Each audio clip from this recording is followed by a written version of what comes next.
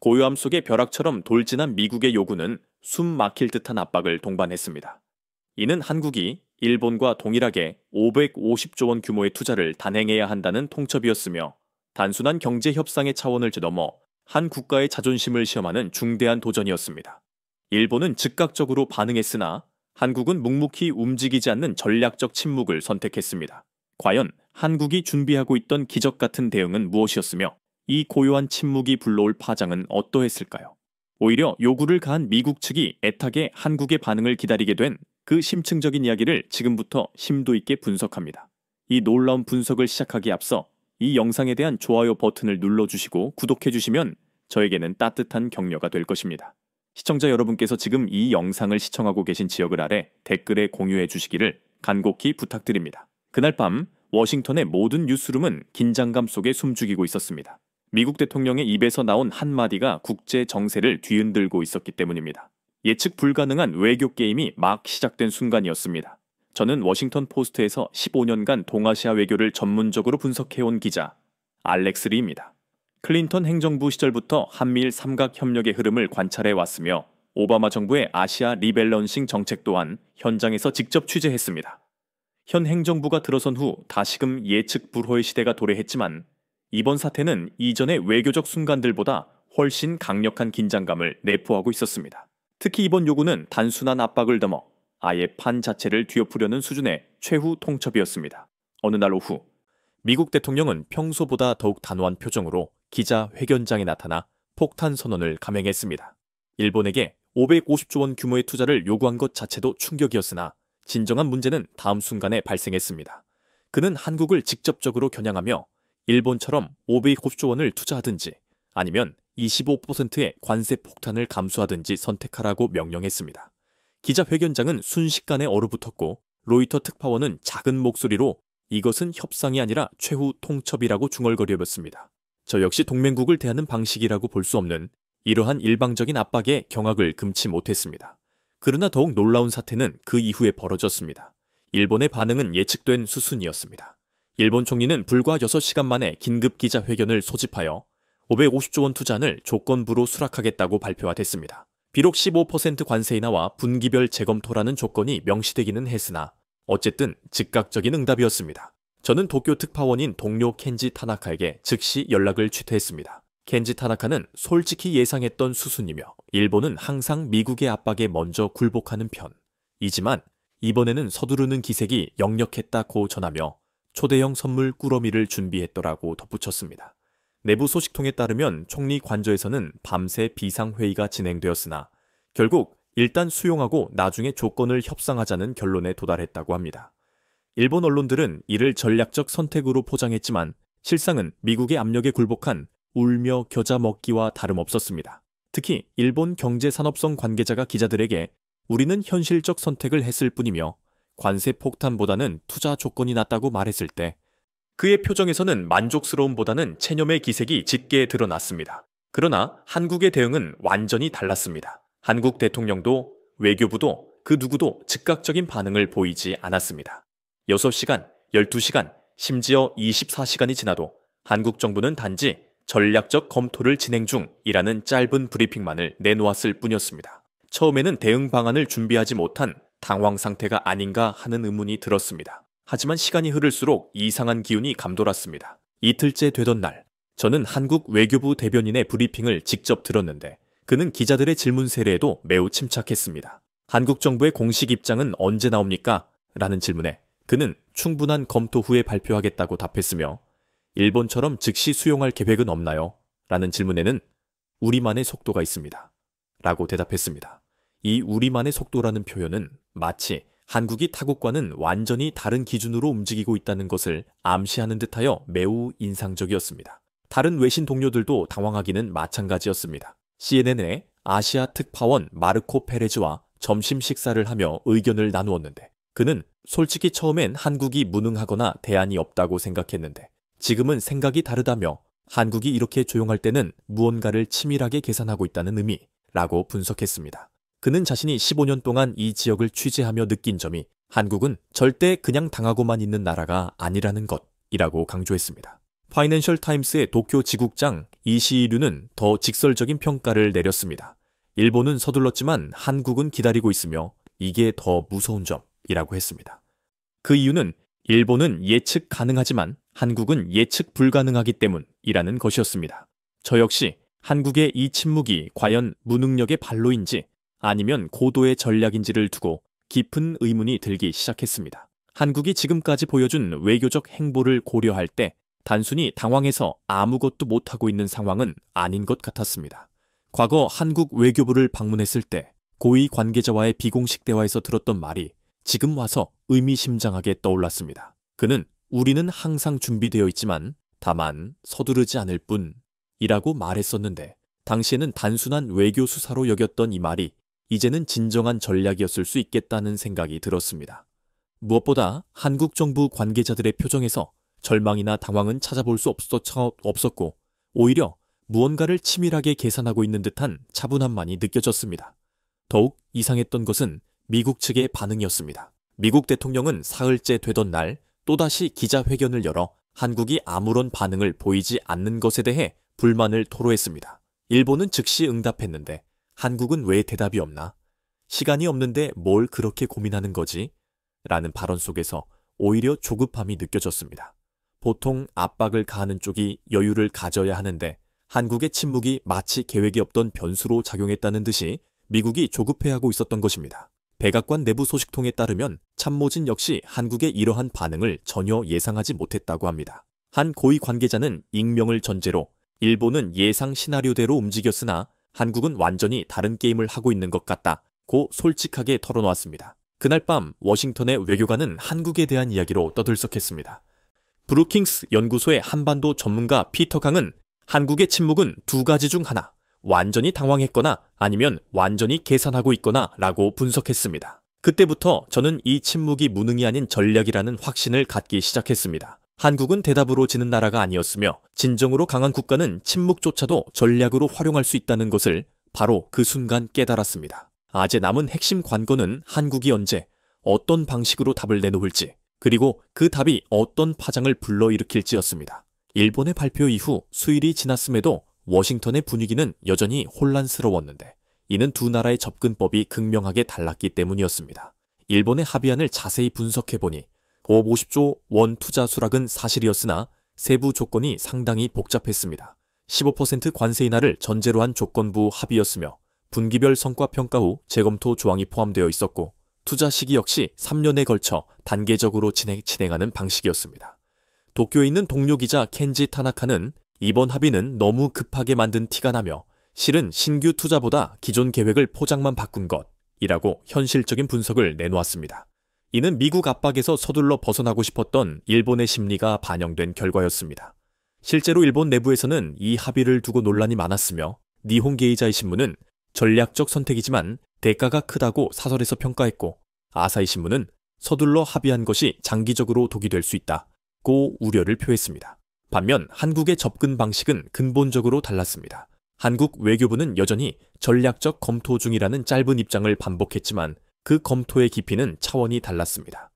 기획재정부 관계자는 우리는 감정이 아닌 구조로 접근하며 숫자보다 중요한 것은 그것이 우리 경제에 미치는 장기적 영향이라고 밝혔습니다.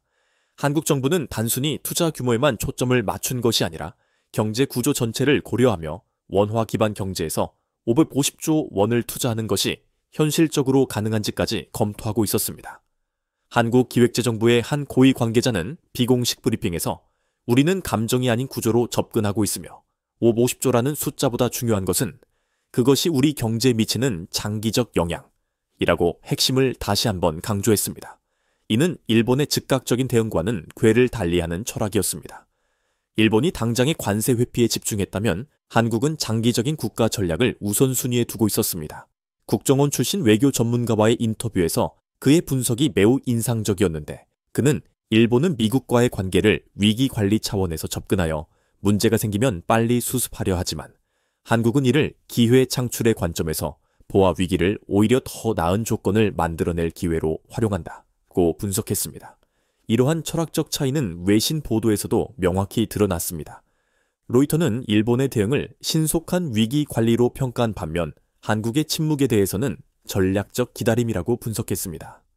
파이낸셜 타임스의 아시아 에디터 폴 깁슨의 칼럼은 특히 주목할 만했는데 그는 일본은 예측 가능한 동맹국의 모습을 보였지만 한국은 예측 불가능한 전략적 파트너의 면모를 드러내고 있다고 평가했습니다. 워싱턴의 분위기 역시 점차 변화하고 있었습니다. 처음에는 한국의 침묵을 무능력으로 해석했던 관료들조차 시간이 지나면서 시각을 달리하기 시작했습니다. 국무부의 한 고위 관계자는 비공개 브리핑에서 한국이 감정 아닌 수치로 대응하고 있는 것 같다는 의미심장한 발언을 했습니다.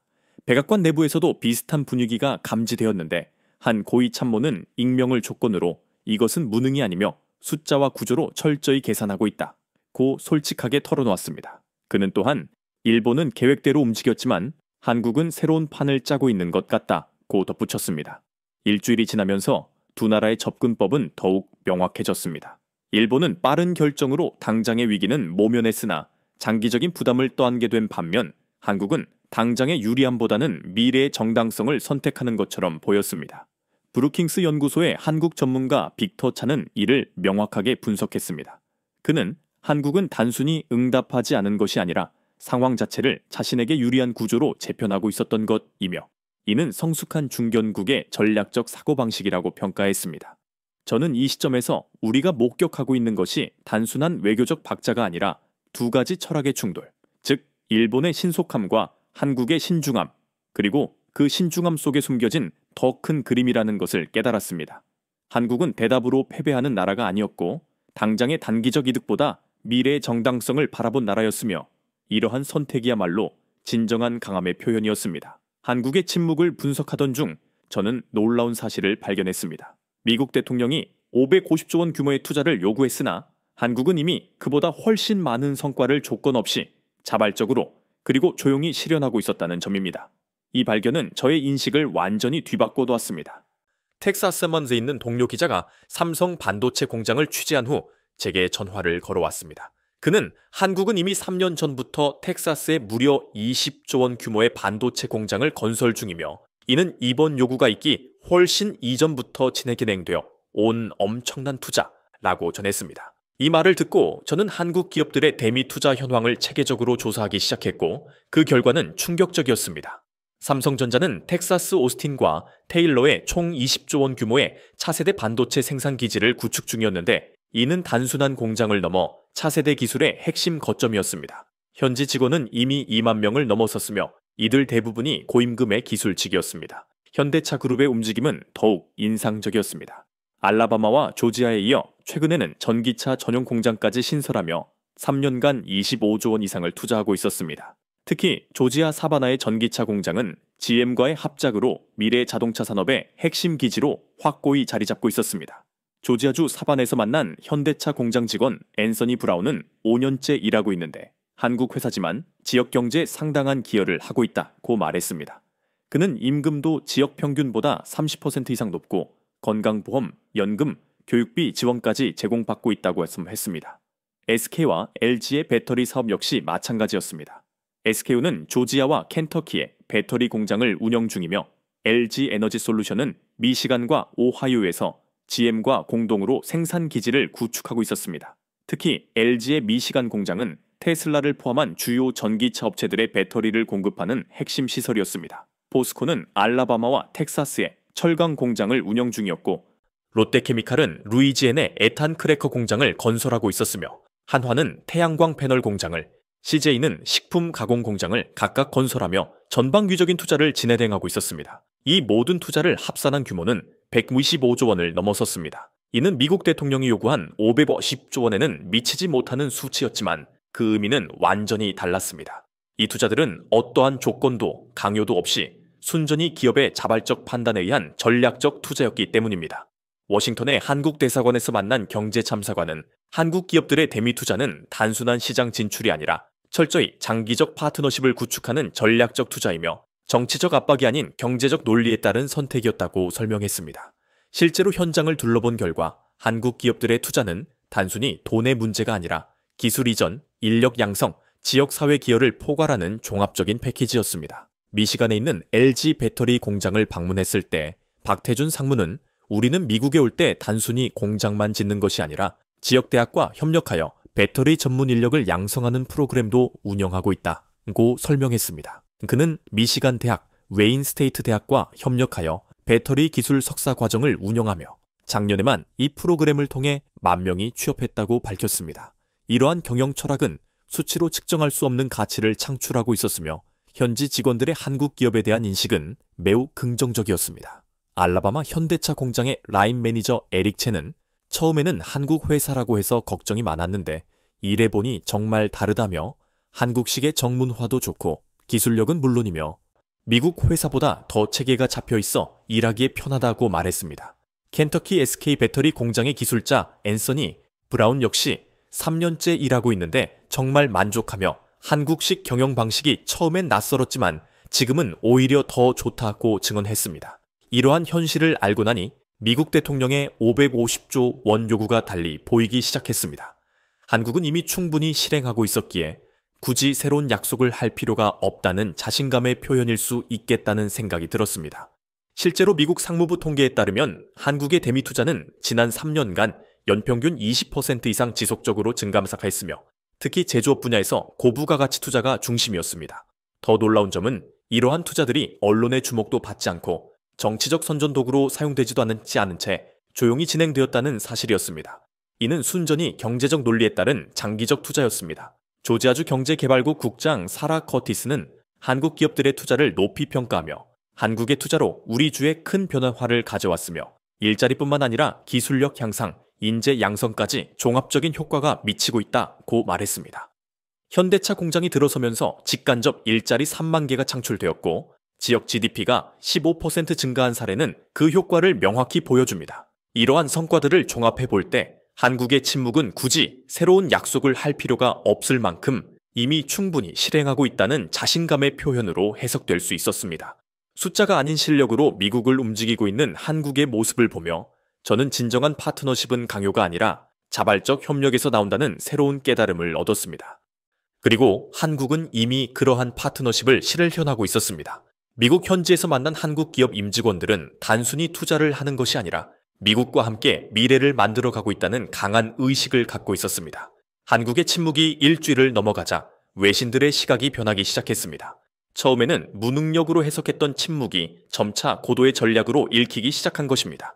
이러한 인식의 전환은 단순한 해석의 변화를 넘어 한국에 대한 근본적인 이해의 변화였습니다. 블룸버그의 아시아 담당 수석 에디터 루카스 벨은 솔직히 처음엔 한국이 당황한 줄 알았는데 지금 보니 그 침묵에는 패턴이 있다고 말했습니다. 그는 2018년 북미 회담, 2019년 한일 무역 분쟁, 2020년 코로나 대응 사례를 들며 한국은 항상 처음엔 조용하다가 결정적인 순간에 판을 바꾸는 시기를 전략적으로 선택한다고 분석했습니다. 실제로 한국의 과거 외교 사례들을 조사해보니 초기에는 조용히 상황을 관찰하다가 적절한 시점에 게임 체인저 역할을 수행하는 패턴이 명확히 발견되었습니다. 2019년 한일 무역 분쟁 당시 일본이 반도체 소재 수출 규제를 가했을 때 한국은 즉각적인 보복보다는 장기적 대응 전략을 선택했고 결과적으로 소재 부품 산업의 자립도를 높여 오히려 더 강해졌습니다. 파이낸셜 타임스의 서울 특파원 니콜라스 스콧과의 화상 인터뷰에서 그는 한국 외교의 특징은 기다림의 미학이라는 인상적인 분석을 내놓았습니다. 그는 한국은 카드를 미리 내보이지 않고 상대의 의도를 파악한 뒤 가장 효과적인 시점에 움직인다고 설명했습니다. 워싱턴의 분위기 역시 이러한 전략이 효과를 보고 있음을 시사했는데 백악관 관계자들이 점점 한국의 반응을 궁금해대하기 시작했습니다. 국무부의 한 고위 관계자는 비공개 브리핑에서 한국이 감정이 아닌 수치로 대응하고 있는 것 같다고 언급하며 이는 예상 시나리오와 다르다고 맺습니다. 보통 압박을 받으면 즉각 반응하거나 강하게 반발하는 것이 일반적인데 한국은 아예 다른 차원에서 접근하고 있다는 분석이었습니다. 한국은 감정으로 반응하지 않고 철저히 숫자와 시나리오로 접근 중이라는 백악관 참모의 말을 통해 저는 한국 외교의 본질, 즉 감정적 반응이 아닌 철저한 계산에 기반한 전략적 접근을 이해할 수 있었습니다. 워싱턴 포스트의 논설위원 데이비드 이그나티우스는 칼럼에서 한국의 침묵은 실수가 아니라 계산이며 미국의 압박을 오히려 협상력 강화의 기회로 활용하고 있는 것으로 보인다고 분석했습니다. 이러한 해석이 나오자 다른 외신들도 한국을 재평가하기 시작했습니다. CNN 특집 프로그램에서 한국의 전략적 사고를 집중 분석했고 BBC는 한국의 조용한 외교를 조명했습니다. CNN 아시아 담당 기자 윌 리플리는 한국은 소음보다는 실질을 추구하는 나라이며 화려한 말보다는 확실한 결과를 중시한다고 평가했습니다. 특히 월스트리트 저널의 사설은 인상적이었는데 한국의 응답 지연은 무례함이 아니라 성숙함이며 진정한 파트너는 맹목적으로 따르지 않는다고 논평했습니다. 저는 이러한 변화의 배경을 더욱 깊이 파악하기 위해 한국의 과거 외교 성과들을 조사해 보았습니다.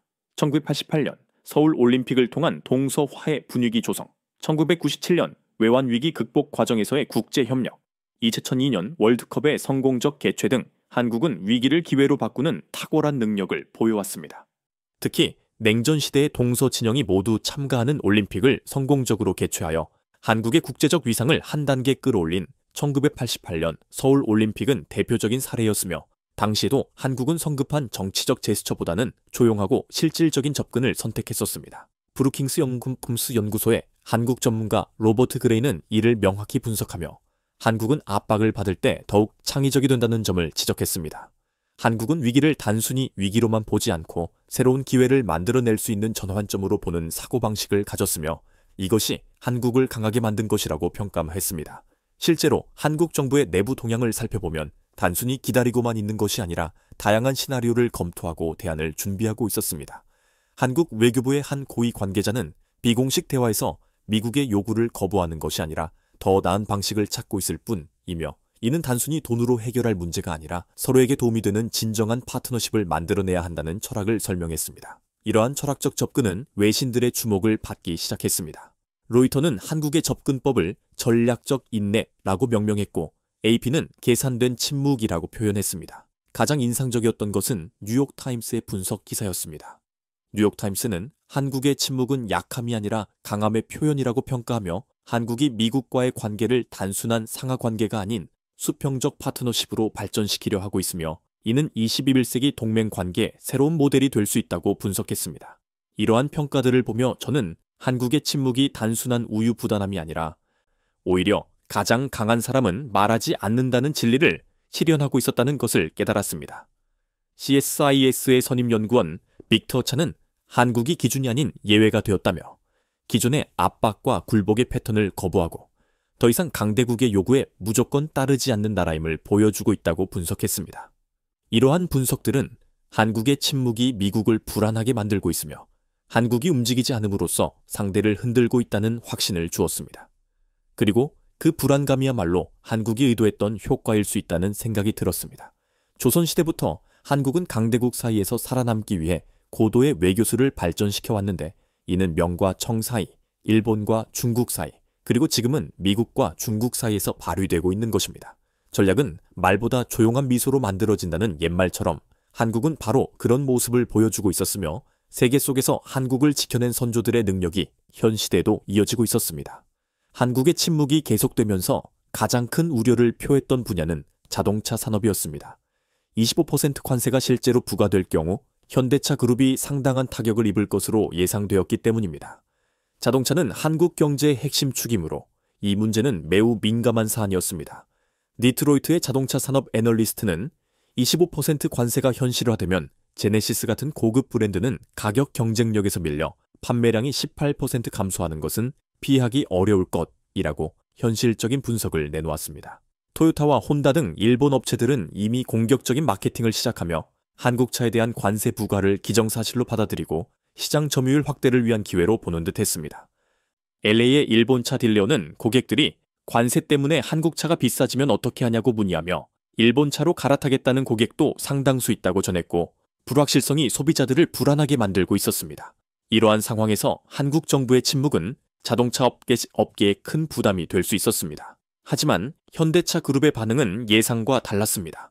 현대차 미국 법인의 한 고위 관계자는 비공식 대화에서 우리는 수출만 하는 회사가 아니며 알라바마에서만 연간 40만 대를 생산하고 있다며 전체 판매량의 60% 이상이 현지 생산임을 강조했습니다. 즉, 현대차는 관세의 직접적인 타격을 받지 않는 구조를 이미 구축해 놨던 것입니다. 그럼에도 불구하고 프리미엄 세단이나 전기차 같은 고부가 가치 제품들은 여전히 한국에서 수입해야 했기에 모든 문제가 해결된 것은 아니었습니다. 자동차 산업 컨설턴트는 제네시스가 한국에서만 생산되므로 25% 관세를 받을 경우 BMW나 메르세데스와의 경쟁에서 밀려날 수 있다고 분석했습니다. 여기서 흥미로운 점은 한국 정부의 접근법이었습니다. 정부는 자동차 산업만을 따로 떼어내어 보호하려 하지 않았고 오히려 전체적인 그림 속에서 자동차를 하나의 요소로 보고 있었습니다. 한국산업통상자원부의 한 관계자는 비공식 브리핑에서 자동차를 지키지 않는 것이 아니라 더 큰 미래를 위한 전략적 선택이며 조선, 반도체, 배터리 등 전체적인 산업 생태계를 고려해야 한다고 설명했습니다. 이러한 접근법은 매우 계산적이었는데 자동차 하나를 위해 전체 협상 구도를 흔들기보다는 더 큰 판에서 유리한 조건을 만들어내려는 전략이었습니다. 브루킹스 연구소의 경제 전문가는 이를 한국은 부분의 손해를 전체의 전략으로 바꾸려 하고 있으며 모든 산업이 함께 성장할 수 있는 구조를 만들려는 것이라고 명확하게 분석했습니다. 현대차 그룹의 한 전략기획 담당자 역시 장기적으로 보면 진정한 파트너십을 구축하는 것이 더 중요하며 당장의 수익보다 미래의 구조가 핵심이라는 철학을 피력했습니다. 이러한 철학은 숫자로는 측정하기 어려운 가치, 즉 당장의 판매량보다 장기적인 관계를 중시하는 접근법이었습니다. 월스트리트 저널의 자동차 담당 기자는 한국이 자동차를 볼모로 잡히지 않으려 한다며 자동차 하나 때문에 전체 전략을 포기하지 않겠다는 의지를 보이는 것이 오히려 협상력을 높여줄 수 있다고 평가했습니다. 실제로 미국 시장에서 한국 차의 위치는 단순한 가격 경쟁력만으로는 설명될 수 없었으며 이미 품질, 디자인, 기술력에서 인정을 받고 있었습니다. 자동차 전문 리뷰어는 현대차가 이미 미국 소비자들에게 신뢰받는 브랜드가 되었으며 관세로 인한 일시적 어려움은 장기적으로 극복 가능할 것이라고 분석했습니다. 미국 자동차 딜러 협회 관계자 역시 현대차는 이미 미국 시장에 뿌리를 내렸다며 브랜드 파워와 현지 생산 능력을 고려하면 충분히 극복 가능할 것이라고 전망했습니다. 가장 계산적인 나라는 결국 가장 강하다는 말처럼 한국이 자동차 카드를 성급하게 사용하지 않은 이유는 바로 그러한 거시적인 계산에서 비롯된 것이었습니다.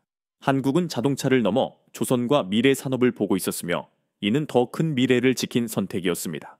전체를 보는 시각, 장기를 보는 안목, 그것이 한국 외교의 진정한 강점이었습니다. 한국의 침묵이 2주를 넘어가자 새로운 국면이 전개되기 시작했습니다. 한국이 단순히 투자 규모만으로 협상하는 것이 아니라 미국이 절실히 필요로 하는 조선업과 방위 산업 분야에서 전략적 카드들을 제시하기 시작한 것입니다. 이는 게임의 룰 자체를 바꾸는 움직임이었습니다. 이 변화를 가장 먼저 포착한 것은 펜타곤 출입 기자였던 동료였는데 그는 한국이 단순 투자 말고 방산 협력을, 그것도 공동 개발 수준으로 제안했다며 무기를 사주는 것이 아니라 같이 만들자고 미국이 필요한 분야만 콕 집었다고 전했습니다. 국방부 관계자들과의 접촉 결과 한국이 제안한 것은 단순히 무기 구매를 넘어선 것이었습니다. LM 블록 I 공동 개발, 차세대 전투기 기술 협력, 그리고 무엇보다 조선업 분야에서의 전략적 파트너십이 핵심이었습니다. 국방부의 한 고위 관계자는 한국의 제안은 예상한 수준을 뛰어넘었으며 이는 단순한 거래가 아니라 동맹 차원의 접근이라고 설명했습니다. LM 블록 I는 한국이 독자 개발한 장거리 지대공 미사일인데 이를 미국과 공동으로 업그레이드하자는 제안이었습니다. 한국의 미사일 기술력은 실전에서 이미 검증되었다는 평가였습니다. 특히 조선업 협력안이 주목받고 있었습니다. 미국의 조선업은 사실상 붕괴 상태였고 군함 건조 능력은 중국에 비해 현저히 뒤떨어진 상황이었습니다. 해군 조선 전문가의 분석은 미국 조선업의 현실은 솔직히 참담하며 중국은 1년에 수십 척의 군함을 건조하는데 미국은 겨우 몇 척이라고 했습니다.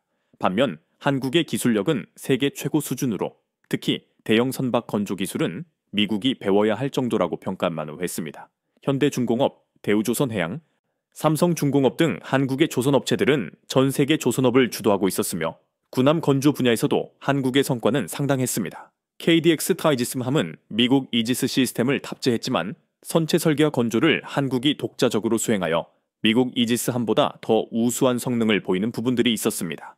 한국이 제안한 조선업 협력안의 핵심은 조지아주의 한미 공동조선 클러스터를 설립하는 것이었습니다. 이는 단순히 공장을 짓는 것을 넘어 설계부터 건조까지 전 과정을 공유하자는 것이었습니다. 조지아주 경제개발국 국장은 이 제안에 상당한 관심을 보이며 한국의 조선 기술력은 세계 최고 수준으로 미국이 배워야 할 부분이 많으며 우리 주에 상당한 기회가 될 수 있다고 평가했습니다. 이는 장기적으로 미국 조선업 부활의 출발점이 될 수 있는 제안이었습니다. 방산 분야에서도 한국의 제안은 인상적이었습니다. 한화 시스템의 LM 기술, LIG 넥스원의 레이더 기술, KAI의 항공기 제조 기술 등을 미국과 공유하겠다는 내용이었습니다. 국방산업 애널리스트는 한국 방산 기업들의 기술력은 생각보다 훨씬 높으며 특히 미사일 방어 체계에서는 미국도 배울 점이 많다고 평가했습니다. 청공 시스템 같은 경우 실전에서 검증된 기술이라는 분석이었습니다. LM블록 II 프로젝트는 한국이 독자 개발한 장거리 지대공 미사일을 미국과 공동으로 차세대 버전으로 업그레이드하자는 제안으로 펜타곤 미사일 방어청 관계자는 LM은 사드와 상호 보완적이며 한국과 함께라면 더 강력한 방어망을 구축할 수 있다며 높이 평가했습니다. 이러한 기술 협력은 단순한 무기 수출입과는 차원이 다른 것이었습니다. 기술 공유를 통한 진정한 동맹 관계를 만들어내는 접근법이었습니다. 펜타곤의 한 전략 분석가는 이를 명확하게 평가했습니다. 그는 한국이 제안한 것은 돈이 아니라 능력의 공유이며 이는 동맹 관계에서 가장 높은 수준의 협력이라고 했습니다. 보통은 미국이 무기를 팔고 동맹국이 사는 구조인데 한국은 서로의 기술을 합쳐서 더 나은 무기를 만들자고 제안한 것이었습니다. 특히 한국의 접근 방식은 일방적으로 기술을 받는 것이 아니라 서로 필요한 부분을 보완하는 윈윈 구조를 제안했다는 점에서 인상적이었습니다. 한국방위사업청의 한 관계자는 비공식 대화에서 캄복 기술로 미국을 움직이려고 한다는 핵심을 설명했습니다. 이는 단순한 돈의 논리가 아니라 진정한 파트너십을 만들어내는 것이며 기술 공유에 대한 부담은 있지만 진정한 동맹이라면 그 정도 위험은 감수해야 한다고 말했습니다. KAI의 KF-21 전투기 프로젝트 역시 협력 대상에 포함되어 한국이 독자 개발 중인 4.5세대 전투기의 일부 기술을 미국과 공유하겠다는 것이었습니다. 항공우주산업 전문가는 KF-21이 경량화와 연료 효율에서 강점이 있어 미국도 주목하는 모델이라고 분석했습니다. 이러한 제안들이 워싱턴에 전해지면서 분위기는 단순히 550조 원 투자 여부를 묻는 차원을 넘어섰습니다. 국무부의 한 고위 관계자는 한국의 제안은 예상한 틀을 벗어났으며 이는 새로운 차원의 협력 모델이라고 평가했습니다. 싱크탱크들의 반응도 비슷했습니다. CSIS의 방산 전문가는 이젠 한국이 기술로 미국을 움직이고 있다는 의미 있는 분석을 내놓았습니다. 이 순간부터 협상의 주도권은 서서히 한국 쪽으로 이동하고 있었습니다. 한국은 단순한 응답자가 아니라 새로운 판을 설계하는 주체가 되어가고 있었으며 미국이 절실히 필요로 하는 조선업과 첨단 방산 기술로 미국을 움직이고 있었습니다. 헤리티지 재단의 국방 전문가는 이젠 무기까지 전략 자산이 된 나라라며 한국의 위상이 달라졌다고 평가했습니다. 과거에는 미국이 한국에게 무기를 팔았지만 이제는 한국도 미국에게 줄 수 있는 기술이 있다는 점을 강조했습니다. 특히 조선업에서 한국의 기술력은 중국의 해군력 증강에 대응해야 하는 미국에게는 간과할 수 없는 수준이었습니다. 해군전략연구소 교수는 중국은 매년 수십 척의 군함을 진수시키고 있으며 미국 혼자서는 이 속도를 따라잡기 어렵기 때문에 한국과의 협력이 절실하다고 분석했습니다. 한국이 제시한 이 새로운 차원의 협력안은 기존의 협상 구도를 경제적 요구와 응답의 관계에서 벗어나 진정한 전략적 파트너십의 차원으로 발전시켰습니다. 이로써 협상의 주도권이 한국 쪽으로 서서히 넘어가고 있다는 느낌이 확연해졌습니다. 한국의 전략적 침묵이 3주를 넘어가자 워싱턴의 분위기는 완전히 바뀌었습니다. 처음에는 한국의 무대응을 답답해했던 미국 관료들이 이제는 오히려 불안해하기 시작한 것입니다. 그리고 이 불안감이야말로 한국이 노렸던 효과였을 수 있다는 분석이 제기되었습니다. 이러한 심리적 역전은 권력 관계의 근본적인 변화를 의미했습니다. 이 변화를 가장 먼저 포착한 것은 월스트리트였습니다. 금융계에서는 한국의 침묵이 시장의 불안정성을 높여 예측이 안 되니 투자자들이 조심스러워하고 있으며 이는 한국이 게임의 룰을 바꾸고 있다는 신호일 수 있다고 해석하기 시작했습니다. 실제로 관세 위험에도 불구하고 한국 관련 주식 중 방산주와 조선주는 오히려 강세를 보였습니다. 모건 스탠리의 한국 담당 애널리스트는 시장에선 한국이 협상에서 더 나은 조건을 이끌어낼 것이라 기대하고 있다고 해석했습니다. 이러한 시장 반응은 워싱턴에도 영향을 미쳤습니다. 미국 재무부 관계자들은 이제 우리가 기다리고 있다며 한국이 뭘 준비하고 있는지 모르겠지만 확실히 준비 중이라는 느낌이라고 공공연하게 이야기하고 다녔습니다. 재무부의 한 고위 관계자는 비공개 회의에서 한국이 움직이지 않아서 불안하다며 이들이 뭔가 다른 계획을 가지고 있는 것 같다는 의미심장한 말을 했다고 전해집니다. 백악관 내부에서도 한국에 대한 인식이 바뀌고 있었습니다. 한 고위 참모는 익명을 조건으로 우리가 당황하고 있다는 걸 인정해야 할지도 모른다. 며 처음엔 한국이 시나리오를 벗어난 줄 알았는데 알고 보니 우리가 틀린 것이었다고 솔직하게 털어놓았습니다. 국가경제회의 관계자도 한국의 침묵이 길어질수록 미국 입장이 약해지고 있다며 일본은 즉시 응답해서 주도권을 잡았다고 생각했지만 한국은 아예 다른 테이블에서 게임하고 있는 것 같다고 분석했습니다. 이러한 심리적 변화는 협상에서 기다리는 쪽이 주도권을 갖게 되었다는 점에서 큰 의미를 가집니다. 하버드 케네디 스쿨의 협상 전문가는 이를 심리적 역전타삼이라 부르며 협상에서 가장 강한 쪽은 떠날 수 있는 쪽이며 한국이 그 포지션을 만들어냈다고 평가했습니다. 예일대 경영대학원 교수 역시 한국이 게임 이론의 원칙, 맙을 활용하고 있으며 상대방의 조급함을 자신의 협상력으로 전환시키는 고전적 전략이라고 분석했습니다. 싱크탱크들의 분석도 비슷한 방향이었습니다. 브루킹스 궁스연구소의 선임 연구원은 한국은 기준을 따르지 않고 예외를 설계하고 있으며 이는 중견국 외교의 새로운 모델이라고 발표했습니다. 아메리칸 엔터프라이즈 연구소 전문가 역시 한국이 보여주고 있는 것은 전략적 자신감이라며 자신들의 가치를 정확히 알고 그에 맞는 대우를 요구하고 있다고 평가했습니다. 실제로 한국의 이러한 접근법은 다른 국가들에게도 영향을 미치기 시작했습니다. 일본 정부 내부에서도 한국의 전략을 재검토하고 있다는 소식이 들려왔습니다. 도쿄의 한 외교 소식통은 일본 외무성에서도 우리 너무 빨리 움직인 건 아닐까?